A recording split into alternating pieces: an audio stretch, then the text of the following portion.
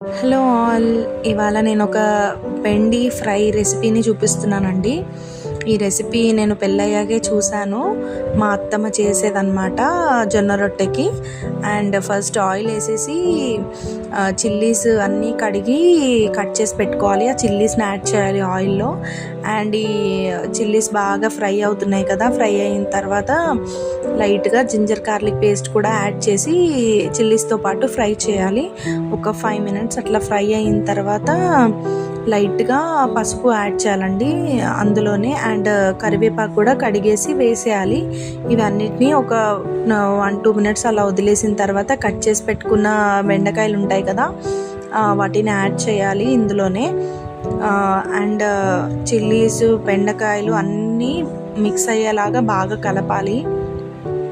ఎలా అంటే వాటిని సపరేట్ చేయాలి అన్న థాట్ కూడా రాదు, అండ్ వచ్చినా కూడా మనం చేయలేము. అలా ఉండాలి అది. చూడ్డానికి అసలు చిల్లీస్ ఏవి, బెండకాయలు ఏవి అనేది కూడా తెలీదు. సో ఇలాగే తినేస్తారు వీళ్ళు. మా మామయ్య వాళ్ళు ఇలాగే తింటారు. మా అత్తమ్మ రొట్టె చేస్తుంది డైలీ, అండ్ జొన్న రొట్టెకి ఇలాగే అన్నమాట కాంబినేషన్.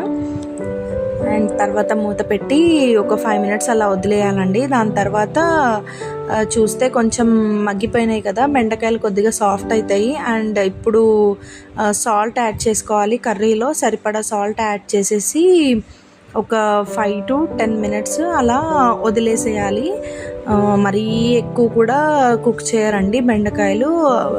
బాయిల్ అవ్వగానే స్టిక్కీగానే ఉంటుంది, అలాగే ఆఫ్ చేసేయాలి స్టవ్ ఇంకా. అండ్ ఇక్కడ సాల్ట్ యాడ్ చేసినందుకు కొంచెం స్టిక్కీనెస్ అది కనిపిస్తుంది కదా, ఒక 5 మినిట్స్ ఇలా పెట్టేసిన తర్వాత ఆఫ్ చేసేయాలి.